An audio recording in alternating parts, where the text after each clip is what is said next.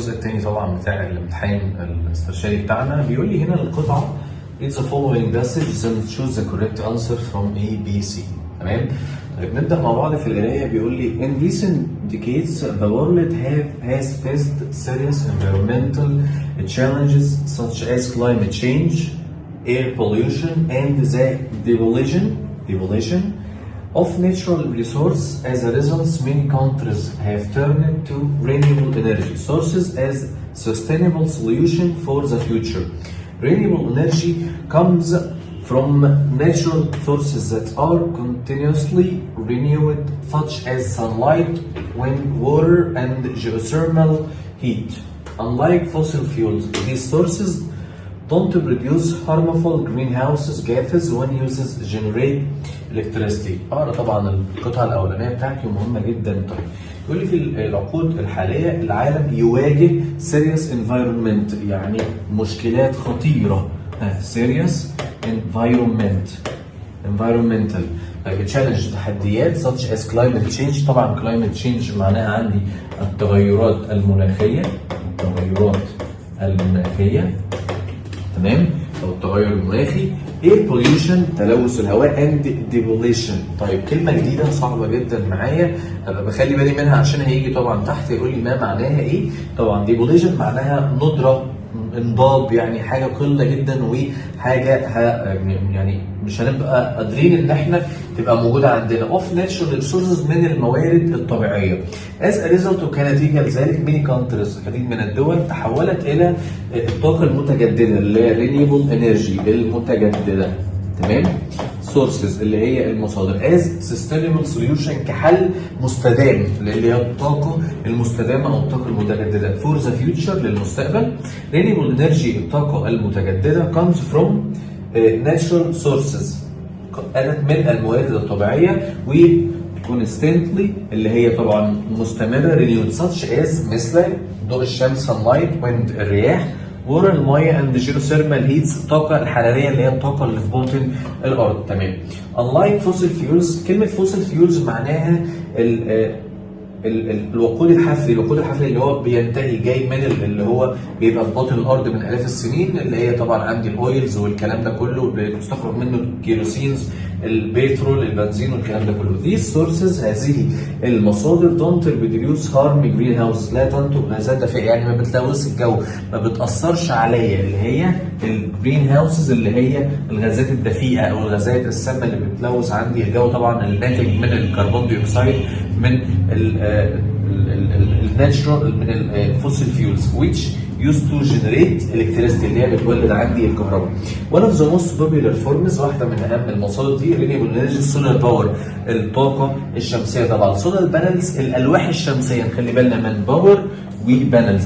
بانلز معناها الالواح الشمسيه اللي هي بتاخد take light from the sun and transfer from light to طبعا الكتريستي اللي هي الطاقه الضوئيه دي طاقه كهربائيه. كابتشر سانلايت بتاخذ او بتقصد طاقه الشمس او ضوء الشمس عندي اند كونفيرت بتحولها لكهرباء زي ما قلنا طبعا اند بروسيس وبتعالج نون از فوتوفولتيك. يعني ايه كلمه فوتوفولتيك؟ فوتوفولتيك كلمه مهمه جدا معناها الكهروضوئيه اللي هي بتحولها طبعا من الضوء من الضوء الى الكهرباء افكت يبقى تاثير الطاقه الكهروضوئيه. The cost of solar technology التكنولوجيا طبعا اللي هي بتبقى الشمسيه has dropped significantly over the past decade. طبعا كانت موجوده طبعا من او وقفت من عقود قديمه making more accessible and businesses another important sources في الحاجات طبعا اللي هي التجاريه او العمليه. another important source واحد من الاهم المصادر الثانيه wind energy طاقه الرياح. produced wind turbines اللي هي الحاجات اللي بتبقى عامله زي المراوح وبتتحول من طاقه طبعا حركيه الى طاقه كهربائيه. convert معناها تحول the movement of air into mechanical power. wind farms اللي هي الحقول بتاعت الكهرباء. both land and the sea now supplies لديها مورد of a large proportion هنا معناها حصة او جزء من جزء من او حصه، خلي بالكم الكلمه برضو of the electricity in many European countries في الدول الاوروبيه. خلي بالك هيدرو باور طاقه الهيدرو اللي هي طاقه كهرومائيه which use from flowing water to generate لكي تولد electricity اللي هي الطاقه الكهربائيه remains تظل one of the oldest and the most renewable energy، واحده من الطاقه اللي انا بثق فيها وطاقه نظيفه جدا من renewable energy. in addition بالاضافه الى geothermal energy الطاقه الحراريه اللي هي الطاقه اللي موجوده في باطن الارض اللي هي الطاقه الحراريه. which harnesses اللي هي احنا طبعا harnesses معناها بتأتي من او بتيجي من heat from تحت the earth's surface من مستوى الارض تحت مستوى الارض. provide a steady source هي طبعا مورد دائم of power in countries such as Iceland and New Zealand. يجي يسألني مثلا انا سؤال يقول لي which countries from steady and the powers provides the electricity or provides the hydro power. تقول لي طبعا تذكر لي اللي هو ايسلاند ونيوزيلاند. تمام. هنا بيقول لي however بالرغم من renewable energy was also faced challenge بتواجه عندي تحديات سولار الطاقة الشمسية and wind power والطاقة الرياح depend on تعتمد على weather condition احوال الطقس طبعا while building large dams لما بتبني فيها dams اللي هي السدود for hydro power can affect تأثر على local ecosystem النظام البيئي أو الأنظمة البيئية. to overcome هنا طبعا عندي فعل المعنى يتغلب على overcome معناها يتغلب على. تمام. ركزوا معايا كده يا أصدقائي. issues للقضايا scientists are working on advanced energy العلماء بيعتمدوا على طاقة متقدمة storage system اللي هي أنظمة التخزين علشان أخلي بالي من الحاجات زي الماء مثلا بعمل لها أنظمة تخزين في الهاي دامز أو السدود العالية وبتتحول من طاقة اللي هي حركية أو طاقة من المية ولطاقة كهربية طبعا بتولد لي كهرباء وهي renewable energy. To overcome these issues scientists working on advanced storage to system more efficient technology. كلام جميل. despite بالرغم من these challenges هذه التحديات renewable energy الطاقة المتجددة offer us بتعرض لنا طريق to a cleaner to طبعا أنظف healthier planet كوكب أكثر صحي by investing في الاستثمار. كلمة investing معناها استثمار. تمام. and sustainable solution للحلول المستدامه today اللي هي الطاقه طبعا المتجدده. we can protect our environment ممكن ان احنا نحمي البيئه بتاعتنا and ensure ونتاكد that the future generation ان الاجيال القادمه وهي المستقبل enjoy a safe and prosperous. يعني ايه prosperous؟ prosperous معناها مزدهر جايه من كلمه prosperity اللي هي الازدهار. تمام. هنا طبعا prosperity اللي هي مزدهر. تمام. مهمه جدا معايا. نكمل بعد كده طبعا الاسئله اللي موجوده عندي تحت. بيقول لي the main idea of the text that renewable energy نمسح كلمه ونكتب تاني كلمه مزدهر ده بس. تمام. طيب the main idea of the text is that renewable energy يا شبابنا مهمه جدا. اللي عندي الجمل اللي تبقى الاساسيه في التكست اللي بتتكلم على renewable energy. ولما جه قال لي فوق قال لي it costly to be practical هي تكلفتها عاليه جدا علشان تبقى عمليه ولا harms environment ولا can replace fossil fuels to in a sustainable way ولا is only used in Europe. طبعا الطاقه اللي متجدده دي انا بتكلم معايا ليه؟ كل ده في ان انا اقدر استبدلها من الطاقه اللي هي الوقود الحافري الفوسيل فيولز اللي هي الطاقه الغير مفيده للبيئه وثانيا ان هي هتبقى مفيده عند البيئه ومستدامه. يبقى الاجابه عندي طبعا كان ريبليسد in the fossil fuels in a sustainable way. بعد كده معايا based on ideas باراجراف نمبر 1 في القطعه الفقره التعبيريه رقم 1. what does the writer indirectly encourage readers to do about resources depletion. بناء على الفقره رقم 1 الكاتب اشار لي بطريقه غير مباشره، شجعني على ايه؟ علشان اعمل نضوج للكلام ده. طيب القطعه رقم 1 هي هنا الفقره رقم 1 بتقول لي كلمه ديفوليشن، بتقول لي devolution of natural resource as a result many countries have turned renewable energy as a sustainable solution in the future. كده الأهمية عندي إن أنا أستخدم الطاقة المتجددة. طيب قال لي ignore اللي هو تجاهل it's because it's a natural process. هتجاهل ازاي؟ طب ما تجاهلش الحاجات اللي هي الطبيعية ازاي برضه؟ recognize how serious and take actions to stop. يمكن assume افترض that solve itself over time. ولا letter B think it's only affect scientists and don't ordinary people. طيب اهم حاجه عندي ان انا عايز اتوقف عن الطاقه غير المتجدده اللي هي طبعا بتعمل لي air pollution وبتعمل لي devolution of natural resource. يبقى الاجابه recognize how to be serious and take actions، واخد قرار عشان اعمل replace من الطاقه بتاعت الفوسيل فيولز واحولها للطاقه النظيفه اللي هي الجرين انرجي. تمام؟ after that which form اي عرض من ده او نموذج من ده اقدر اختاره اوف انرجي تو بروديوس اللي هو بينتج لي الطاقه من الشمس. ايه اللي بينتج لي الطاقه من الشمس؟ هيدرو باور، طاقه اللي هي طاقه الماء اللي بتيجي طبعا من السدود، ولا ويند طاقه الرياح اللي بتيجي من الماكينات، ولا سولار باور، ولا جيوثيرمال انرجي اللي هي الطاقه الحراريه. قال لي بتيجي من الشمس. خلي بالي عندي قوي بتيجي من الشمس، يبقى عندي طبعا الاجابه سولار باور اللي هي الطاقه الشمسيه. according to the text. كلمة according to معناها بناء على. What is the problem with a renewable energy؟ ايه هي المشكلة مع renewable energy؟ المشكلة مع renewable energy It's depend on the weather condition. It cannot produce electricity. It causes air pollution. It's more harmful than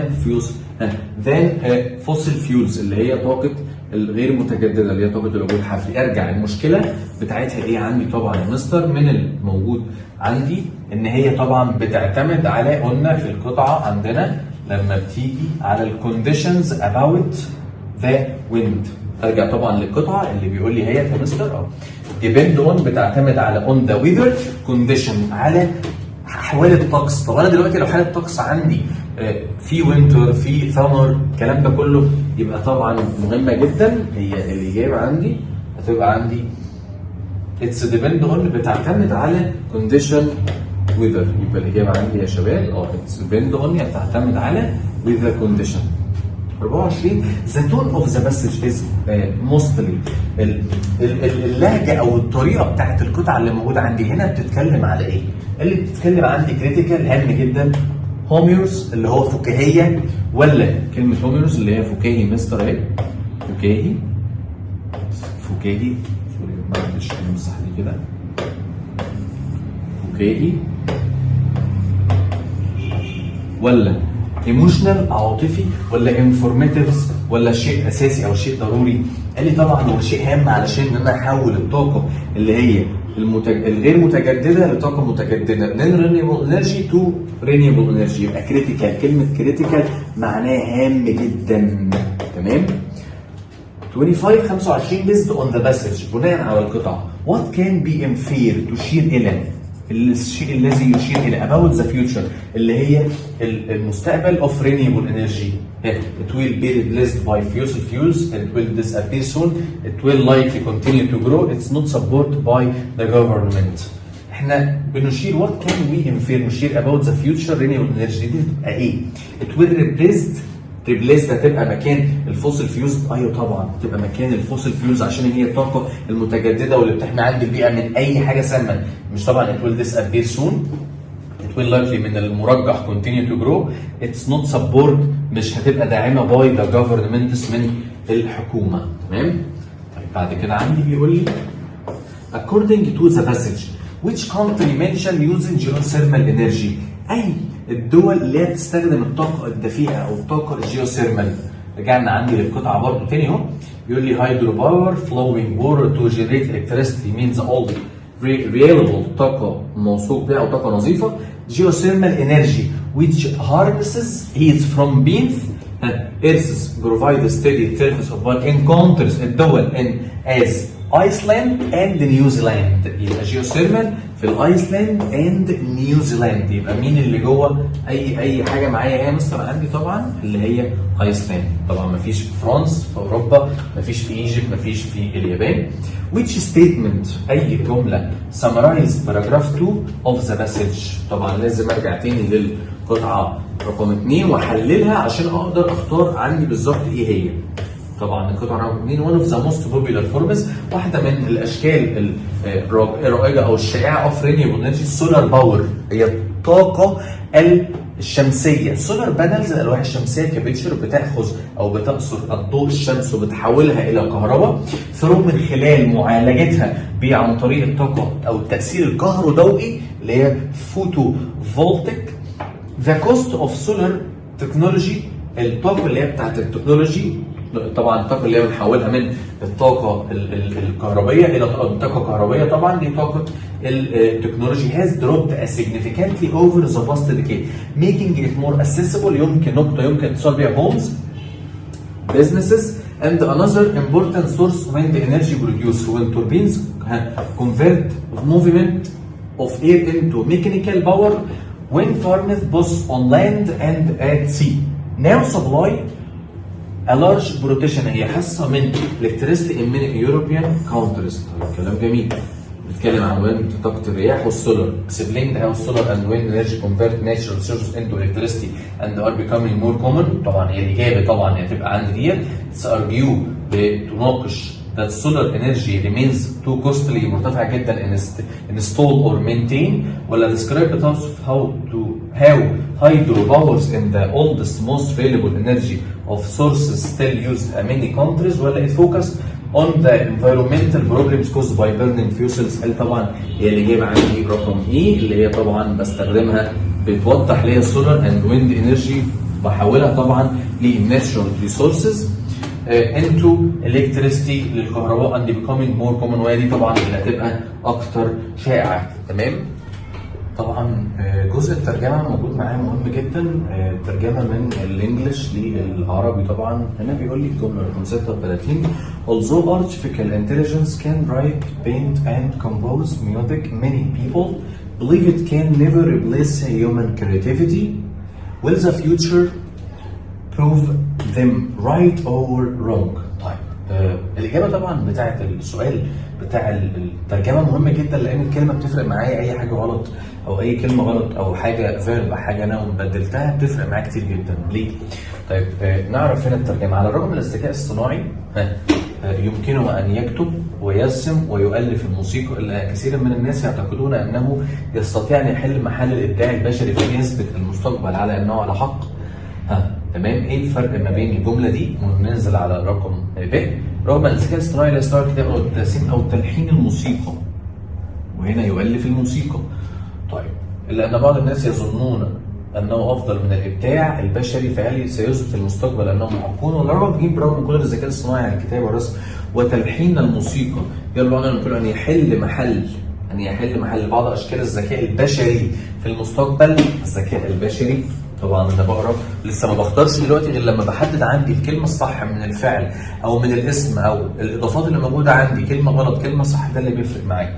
طيب رقم د رغم ان للذكاء الاصطناعي يمكنه الكتابه والرسم والتاليف الموسيقي، ويرى بعض الناس ان من الخطا انه سيحل محل ابداع البشري في المستقبل. احنا عندنا طبعا كلمه طبعا كل ده هيبقى معايا طبعا صح، يكتب ويرسم ويؤلف. خلي بالنا كومبوز هنا معناها يؤلف. ليه؟ لان مثلا لو هقال لي تلحين او تاليف، التاليف عندي كلمه بتاعت كومبوزيشن. تمام؟ مهمه جدا. يبقى طبعا عندي رقم د مش هينفع، وتلحين طبعا مش هينفع.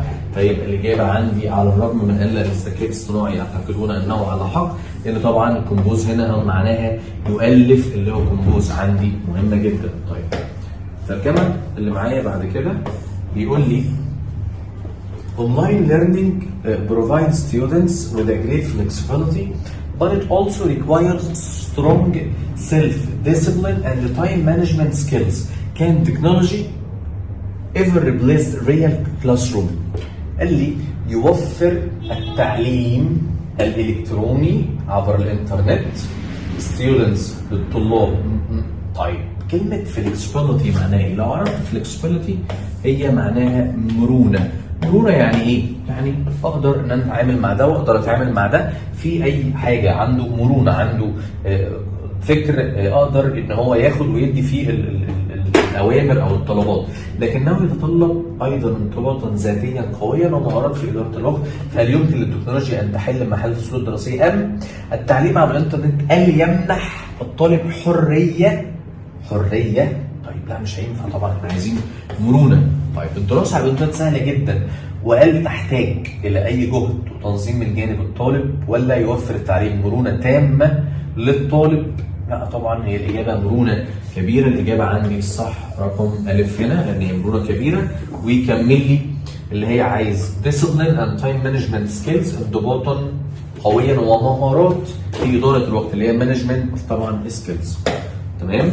طيب بعد كده الترجمه من عربي طبعا للانجلش. على الرغم من التقدم العلمي الهائل الا ان الكون لا يزال يحتفظ بالكثير من الاسرار التي يعجز العلماء عن تفسيرها، مثل مثلث برمودا تراينجل، والثقوب السوداء اللي هي بلاك هولز. فهل سياتي اليوم الذي نكتشف فيه ان هناك اماكن اخرى يوجد فيها حياه مثل الذي نعيش فيها؟ طيب despite the tremendous، كلمه كبيره طبعا اللي هي معناها هائل او ضخم جدا من حيث الحجم او الكميه، scientific progress the universe still holds many secrets that scientists cannot explain, such as a Bermuda Triangle and black holes, which of the day come we discover that there are other places where life exists similar to the one we live in. طيب طبعا احتمال كبير يبقى عندي طبعا الاجابه. طيب although the huge scientific progress، scientific طبعا اللي هي العلمي وبروجرس التقدم، huge the university still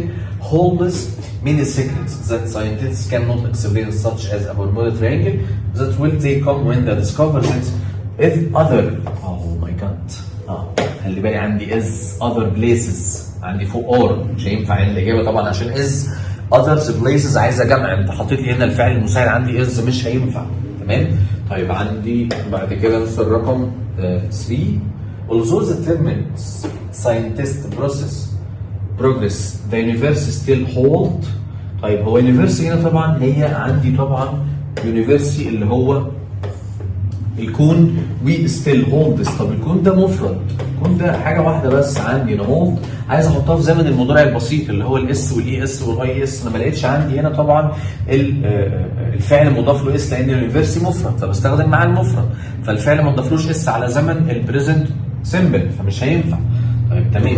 طيب ننزل الرقم دي despite على الرغم ذا هيوج ساينس بروكس. طب ساينس هنا معناها العلوم، لا يبقى الاجابه عندي طبعا هنرجع تاني اللي هي طبعا هتبقى عندي رقم ايه، هي دي الاجابه طبعا الصح معايا. طيب نكمل مع بعض.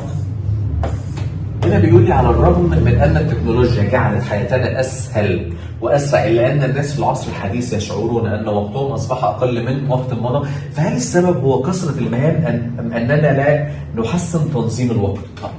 Although technology has made our lives easier and faster, people in the modern age feel that they have less time than ever before. The reason: too many tasks or it's our poor time to manage. Despite the technology made our life more easy, أكثر سهل ولا أكثر سهولة؟ وعندي هنا إيه حياتنا أكثر أسهل وأسرع. طيب أنت هتحط لي هنا عندي الإجابة بقى كويك مع easier ولا easy.